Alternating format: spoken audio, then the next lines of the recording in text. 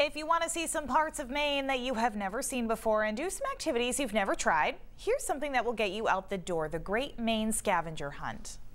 Down East Magazine came up with the idea last summer. They're doing it again this year. The magazine has come up with a list of 40 different experiences in Maine you can try.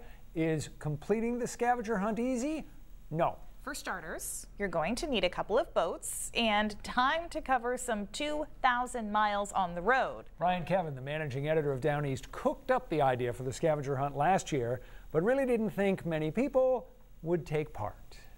Brutally honest with you, it was a gimmick. We have for years and years done a summer planner every May where we talk about great classic Maine things to experience in the summer. The question was sort of how can we package it in a way that's new and exciting. We thought, oh, we'll make it a tongue-in-cheek scavenger hunt. And hey, who knows, maybe a few crazies will actually even go out and participate. And close to 24 people finished all 40 events. People devoted their entire summer to it. Dozens more did portions or certain categories. We were completely bowled over by the response. And it was not easy to check off every item on that list by any means. It wasn't simply, okay, go to this lighthouse, snap a photo, and then leave, and then go to this place on the ocean and eat some pier fries and then leave. It was rather more than that. It requires boat trips. It requires mountain climbing. It requires thousands of miles of travel. Like, I legitimately wasn't sure it was possible to complete it at all without, sinking in tons of time and effort. But people really came out, and what's more, they came out of it with these amazing stories. People doing it as their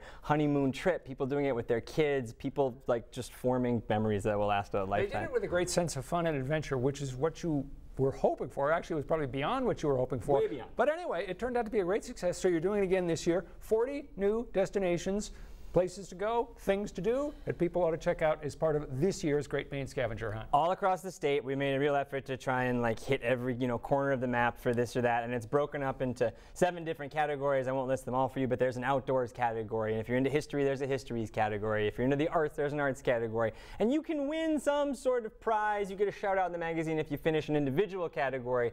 You get a 5-year subscription, and you get your portrait hung on the wall of our office if you do all 40. All right, we're going to run down the list here. This is the first one we just had up, Pulpit Rock in Robbinston, and this is the second one that we're going to get to. This is Sabbath Day Village, the Shaker Village in New Gloucester, the Shaker Village. Beautiful architecture, and that is what the Shaker lifestyle was all about. Yeah, tons of history there. They've got a beautiful little museum, terrific artifacts and furniture, and then you can really kind of see this working farm lifestyle that's certainly not unique to the Shakers. It's a piece of historic New England. And we jumped over it quickly, but Pulpit Rock is in Robbinston, Down East Maine. Beautiful destination there. Super gorgeous. Don't hike there unless it's low tide, please. That's an excellent suggestion, and those tides are big. All right, number 3 on our list.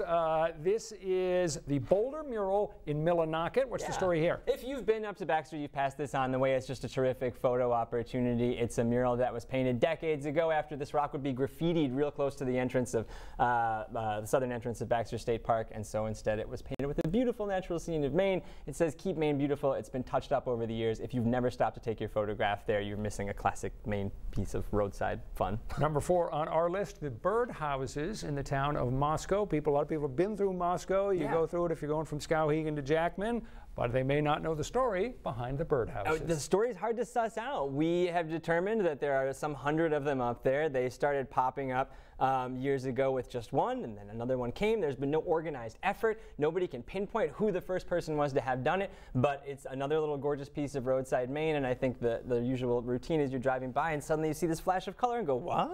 So it's a good excuse to stop and investigate it a little bit. On to Gulf Haggis. A lot of people have hiked through Gulf Haggis, which is one of the really beautiful areas in Maine, but not everyone will take off, strip off all those sweaty hiking clothes and jump into the water, which is what they really ought to do. That's what you really ought to do. It's a beautiful hike. So this is at the edge of the 100-mile wilderness. People call it the Grand Canyon of Maine, which might be a little bit overselling it, but it is a beautiful, beautiful gulf, beautiful gorge, rocky, cool, all these little pools where the waterfalls plunge in. And if you're going to stop and have a soak somewhere in the Maine North Woods, there are a lot worse places to do it. What stands out about this list is this is not easy to get to. You don't just check these places off by going to Portland and Lewiston and Bangor and so forth. And this last example is a perfect one.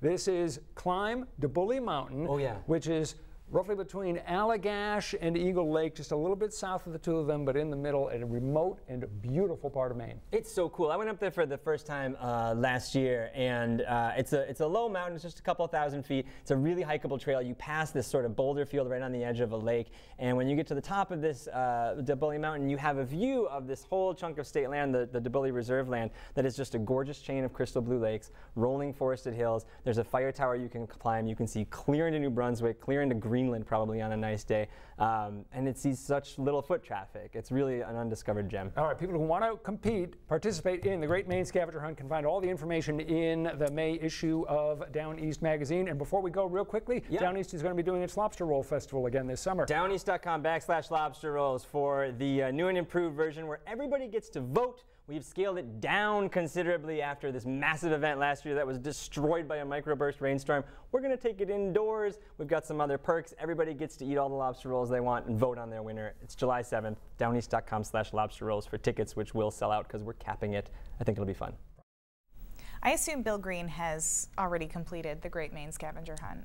There was a book that came out a year or two ago called 50 Great Things to Do in Maine. Bill opened the book. He'd done all 50 of them. Wow. No, not shocking, though. No, not surprising.